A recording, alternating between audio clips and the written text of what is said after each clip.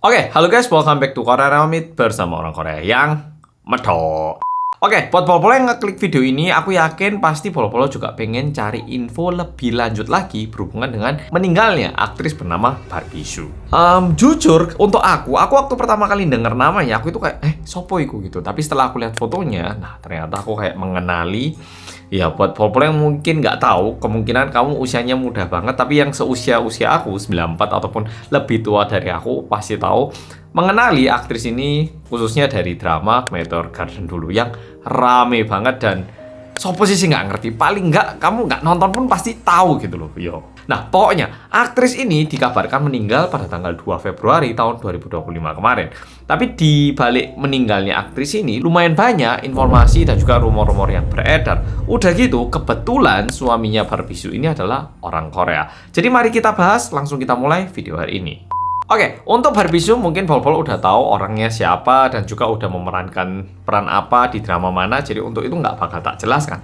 Tapi tak jelaskan dikit tentang pasangannya. Jadi di akhir tahun 1990-an, Barbie Hsu ini pernah pacaran sama salah satu artis Korea yang dikenal sebagai nama DJ Gu. Tapi kalau di Korea dikenalnya dengan nama Gu Junyeop. Ya, karena Gu itu marganya, makanya jadinya DJ Gu. Tapi setelah pacaran, ternyata nggak ada setahun, mereka ternyata putus. Dan ternyata di tahun 2011, Barbie Hsu ini menikah dengan seorang laki-laki pebisnis asal Taiwan yang bernama Wang Xiaofei. Jujur pernikahan mereka lumayan kilat karena mereka itu dari hari pertama ketemu sampai tunangan itu cuma 49 hari. Habis itu mereka juga nikah dan setelah itu mereka dikaruniai 2 orang anak, 1 orang anak putri dan 1 orang anak putra. Yang anak putri sekarang berusia 10 tahun di tahun ini, yang anak putra berusia 8 tahun. Tetapi di bulan November tahun 2021 ternyata hubungan antara Wang Xiaofei dengan Barbie Hsu ini kurang baik, ya menjadi tidak baik karena katanya ada KDRT, terus Wang Xiaofei juga selingkuh gitu itu, sehingga Barbie Hsu ini menggugat dan mereka memproses perceraian. Dan gak lama setelah itu, 3 bulan setelah itu di tahun 2022 bulan Februari, ternyata Barbie Hsu ini menikah dengan DJ Gu, pacar lamanya. Jadi bisa dibilang 2 tahun yang lalu, bukan 2024 ya. 3 tahun yang lalu, DJ Gu sama Barbie Hsu mereka ini balik lagi. Tidak hanya Barbie Hsu, ternyata Wang Xiaofei juga menikah dengan perempuan lain yang bernama Mandy. Dia ini lebih muda 18 tahun dibandingkan Wang Xiaofei. Jadi mereka cerai dan udah kayak gitu. Tapi tadi kan aku udah bilang waktu Barbie Hsu sama Wang Xiaofei ini nikah, mereka kan jadi punya 2 orang anak. Dan ketika mereka cerai, tentunya anaknya ini akan dirawat oleh salah satu pihak. Dan ternyata yang memenangkan hak asuh adalah Barbie Hsu, sehingga anak-anaknya ini dirawat oleh Barbie Hsu dan suaminya memiliki kewajiban untuk memberikan tunjangan atas itu. Tapi ternyata suaminya itu tidak membayarkan hal itu. Jadi sebelum meninggalnya Barbie Hsu ada sedikit keramaian seperti itu, dan sekarang mari kita bahas mendekati kejadian meninggalnya Barbie Hsu ini. Oke, jadi awal mulanya ini pada tanggal 29 Januari tahun 2025. Sama kayak di Indonesia, kan ya banyak banget yang merayakan Imlek ya toh. Nah, ternyata Barbie Hsu ini udah janjian sama suaminya yang saat ini alias DJ Gu ataupun Gu Junyeop untuk liburan bareng di Jepang selama Imlek. Tanggal 29 Barbie Hsu ini nyampe di Jepang. Tapi kalau berdasarkan tour guide-nya, katanya di saat Barbie Hsu ini nyampe di Jepang, dia ini udah lumayan nggak sehat, udah batuk-batuk katanya. Sama kayak aku ataupun polo-polo, kalau misalnya kita sebatas batuk-batuk gimana? Ya mungkin ya udahlah istirahat, nggak usah sampai ke dokter ya toh. Ditunggu kadang membaik. Sehingga Barbie Hsu ini ternyata nggak ke dokter, dan mulai tanggal 29 hingga tanggal 1 dia itu beristirahat di tempat penginapan yang ada di daerah Hakone. Dan pada tanggal 1, ternyata kondisinya Barbie Hsu ini menjadi semakin buruk. Batuknya juga semakin parah. Waktu batuk, suaranya pun kayak ada dahak di dalam gitu. Kayak, bukan, tapi kayak ada air-airnya gitu.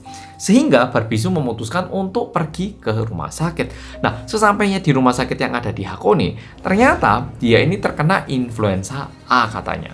Nah, ini perlu tak jelaskan sedikit, mungkin buat polo kurang tahu, karena aku pun baru tahu setelah aku ke Korea. Flu yang kita tahu, ya flu yang kita kena di Indonesia sama influenza di musim dingin, ini beda banget. Di Korea sendiri, setiap tahun kita itu biasanya suntik vaksin influenza. Jadi bukan batuk biasa, tapi influenza. Sama kayak batuk, tapi sakitnya itu parah banget dan dibilang influenza. Oke, dibilang influenza, tapi ini emang mirip sama flu. Tapi nggak sama, oke? Nggak sama, virusnya juga berbeda. Tadi kan aku bilang setiap tahun aku vaksin influenza ya toh. Nah, tapi vaksinnya pun nggak mesti cocok. Jadi ada vaksin yang ABCD misalnya yo. Nah, ini dibuat sama kalau nggak salah sama WHO gitu. Jadi berdasarkan virus tahun lalu, tahun ini kayaknya bakal berkembang kayak gimana dan mereka menciptakan vaksinnya. Kadang vaksinnya cocok, kadang vaksinnya agak nggak cocok. Nggak cocoknya gimana? Jadi dokter-dokter mikirnya oh virusnya bakal berkembang ke arah sini. Ternyata berkembangnya ke arah sini. Kalau gitu vaksinnya nggak mempan. Tapi lebih baik daripada nggak pakai vaksin. Dan satu informasi lagi yang perlu tak sampaikan adalah sebenarnya setelah COVID tahun 2025 ini bisa dibilang tahun pertama orang-orang di Korea, Jepang ataupun di Tiongkok itu benar-benar mulai terkena influenza. Kok bisa gitu kenapa? Karena 2020 sampai 2023 24-an orang-orang itu masih rajin pakai masker, cuci tangan, terus pakai hand sanitizer gitu itu ya toh. Nah ini memang mengakibatkan hal yang positif. Kebanyakan orang nggak kena influenza, orang-orang jarang kena pilek gitu itu.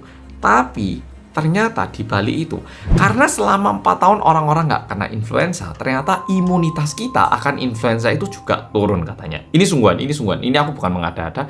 Dan bersamaan dengan itu, virus-virus yang selama 4 tahun ini mereka merasa kesusahan untuk menerobos ataupun menginfeksi orang-orang, ini menjadi lebih kuat. Sehingga di tahun 2025, ini mau di Korea, di Jepang, sekarang orang-orang yang terkena influenza itu benar kesakitan dan parah banget katanya. Kalau sekali kena susah banget sembuhnya dan obatnya juga sangat terbatas. Agak mirip kayak zamannya COVID tapi nggak sampai meninggal. Tapi kalau kena sakit banget katanya. Sehingga yang mau tak beritahu adalah influenza di tahun ini bisa dibilang influenza yang lebih ganas dibandingkan tahun-tahun sebelumnya. Soalnya sistem imun itu katanya ada 2. Jadi ada yang satu orang, ada yang bersama. Yang tak maksud dengan sistem imun bersama itu gini. Kalau misalnya semua orang terkena influenza, nah kalau gitu semua orang memiliki kekebalannya. Sehingga virus influenza ini bakal kesusahan untuk menerobos ataupun menyerang seseorang. Tapi kalau yang pernah kena cuma satu orang, nah masih bisa diterobos ya toh. Jadi sistem imun itu ada yang sendiri, ada yang bersama kayak gitu. Yang ini mungkin bisa dicari di kedokteran, tapi ini sedikit info tentang influenza. Jadi buat pol-pol yang mikir kok iso barbisu kena influenza aja sampai ke rumah sakit. Influenza sama flu beda banget. Oke? Nah, pokoknya ternyata tanggal 1 setelah dicek barbisu ini terkena influenza A. Di sini ada 2 informasi yang kita nggak tahu mana yang lebih tepat ya. Ada yang bilang katanya rumah sakit bilang udah ini nggak apa-apa kita kasih obat rawat inap aja. Ada yang bilang gitu. Ada juga yang bilang kalau rumah sakit itu udah bilang ini parah dan harus dibawa ke rumah sakit Tokyo. Tapi pihak barbisunya yang nolak bilang kalau mereka mau balik ke Taiwan. Jadi ada 2 informasi ini. Tapi yang pasti mereka nggak langsung dipindahkan ke Tokyo. Cuman setelah berobat, dikasih obat, setelah itu pulang. Kita nggak tahu siapa yang nyuruh pulang. Apakah rumah sakit yang bilang nggak apa-apa, atau barbisu yang bilang nggak apa-apa karena besok aku membalik ke Taiwan. Nah, ini kita nggak tahu. Masih diramaikan. Dan ternyata di hari yang sama, tanggal 1, bisa dibilang kayak di malam hari, tiba-tiba kondisinya barbisu ini sangat memburuk dan dibawa ke rumah sakit. Dan kelanjutannya terjadi pada tanggal 2 Februari, yaitu barbisu meninggal. Jadi untuk saat ini, kalau aku baca berita-berita di Korea, lebih banyak yang bilang kalau barbisu ini meninggal diakibatkan pneumonia alias radang paru, dan ini menjadi lebih parah sehingga mengakibatkan sepsis, yaitu infeksi secara keseluruhan di tubuh. Sehingga yang diramaikan sama orang-orang saat ini adalah ini. Kalau misalnya barbisu itu diobati lebih cepat, apakah mungkin barbisu masih bisa selamat hingga saat ini? Karena ada salah satu X-ray yang dilakukan untuk paru-parunya barbisu, ternyata waktu difoto X-ray gitu ya, ternyata udah putih banget, dan kalau paru-paru putih itu artinya udah mulai radang. Sama kayak waktu di waktu COVID, kalau pol-pol ingat waktu COVID lagi nyebar-nyebarnya itu, orang-orang bilang kalau yang kena COVID di foto itu udah putih banget, ya tuh, mirip kayak gitu. Tapi bersamaan dengan ini juga cukup banyak orang-orang yang bilang barbisu itu loh kayaknya bawaannya juga emang badannya itu nggak terlalu kuat. Memang barbisu itu dibandingkan tingginya, berat badannya itu ringan banget. Tinggi 163 cm, berat 39 kg. Kalau ngikuti rasio ini, wah, berat badanku kan 75, berarti tinggiku itu harusnya 3 meter. Segitu kurusnya. Kalau misalnya perbandingan tinggi dan berat badannya barbisu ini diterapkan dengan berat badanku, tinggi itu harus 3 meter, sekurus itu. Dan bahkan di tahun 2016 barbisu juga pernah pingsan dan kayak hampir nggak bisa nafas. Tapi untungnya Wang Xiaofei yang merupakan suaminya pada waktu itu melakukan CPR dan berhasil menyelamatkan nyawanya Barbisu. Dan di tahun depannya, di tahun 2017, lagi-lagi Barbisu juga pernah dibawa ke rumah sakit karena jantungnya itu sedikit ada masalah. Dan di tahun 2018, lagi-lagi Barbisu pernah pingsan dan ditemukan dalam kondisi kayak ungu gitu. Bahkan udah kejang-kejang dan untungnya lagi-lagi kali ini diselamatkan sama Wang Xiaofei. Dan bersamaan dengan ini, aku nyari berita di Korea karena Gu Junyop ini kan orang Korea tuh, jadi pasti lumayan banyak juga berita-berita yang masuk di Korea. Dan ternyata ini ada beberapa hal yang Gu Junyop bilang melalui manajernya Barbisu kalau ini adalah rumor-rumor yang hoax gitu. Rumor pertama, DJ Gu memiliki asuransi kematiannya Barbisu. Jadi kalau Barbisu meninggal, DJ Gu akan mendapatkan sekitar 100 miliar rupiah. Nah, ini hoax katanya. Yang kedua, ada juga rumor-rumor yang bilang kalau adiknya Barbisu itu untuk menyelamati meninggalnya kakaknya itu menari-nari. Nah, tentunya ini juga hoax. Yang ketiga, ada juga rumor yang bilang kalau adiknya pengen membawa pulang abu kakaknya dan mau disimpan di rumahnya biar Wang Xiaofei ini tetap membayarkan biaya cicilan rumah mereka. Ini juga hoax. Hoax berikutnya ada juga berita yang bilang kalau Wang Xiaofei ini meminjam jet private ataupun pesawat pribadi untuk membawa pulang abunya Barbisu. Ini juga hoax. Dan hoax yang terakhir adalah ada juga rumor-rumor yang bilang kalau mamanya Barbisu itu lebih suka Wang Xiaofei daripada DJ Gu. Nah, ini juga hoax. Dan bersamaan dengan itu, DJ Gu ataupun Gu Junyop bilang kalau dia tidak akan mengambil warisan ataupun semua harta yang dimiliki oleh Barbisu dan ini akan diberikan kepada keluarganya karena Barbisu tentunya udah bekerja keras demi keluarganya dan dia bilang tugasnya ataupun yang bisa dia lakukan adalah cuman menjaga keluarganya Barbisu, ya tentunya anak-anaknya ataupun orang tuanya. Dan yang menjadi masalah adalah hak asuh anaknya karena DJ Gu sama Barbisu mereka ini melaporkan pernikahan mereka cuma di Korea dan ini nggak terdaftar di Taiwan sehingga hak asuhnya ini kayaknya nggak bakal jatuh ke DJ Gu. Ini penting, aku ngerti satu kejadian, aku nggak mau bilang siapa, yang dia nikah sama orang Korea, tapi kayaknya pernikahannya itu cuma didaftarkan di Indonesia. Nah, kalau gini, ini orang waktu pulang Korea, dia itu masih single. Jadi kalau misalnya di antara pola ada yang nikah sama orang Korea, please daftarkan pernikahan di kedua negara, biar pertanggungjawabannya lebih penuh. Oke, ini sedikit info tambahan. Ya, oke, lanjut lagi. Dan di balik ini ada lagi satu teori ataupun satu konspirasi yang bilang kalau ini sengaja diramaikan untuk menutup sebuah keramaian politik di Taiwan. Tapi ini menurutku kita nggak tahu kan ya kondisi politik di Taiwan gimana. Aku nggak tahu. Jadi untuk ini agak susah dipastikan. Tapi ya ada juga yang bilang ini adalah sebuah kejadian yang sengaja diramaikan untuk menutupi keramaian politik di Taiwan. Yap, jadi oke Polo-Polo, jadi video kali ini sampai di sini. Kalau menurutku sih setelah aku membaca berita di Korea dan juga beberapa berita, kesannya sih meninggal diakibatkan radang paru sehingga berlanjut menjadi sepsis lalu lebih memburuk lagi.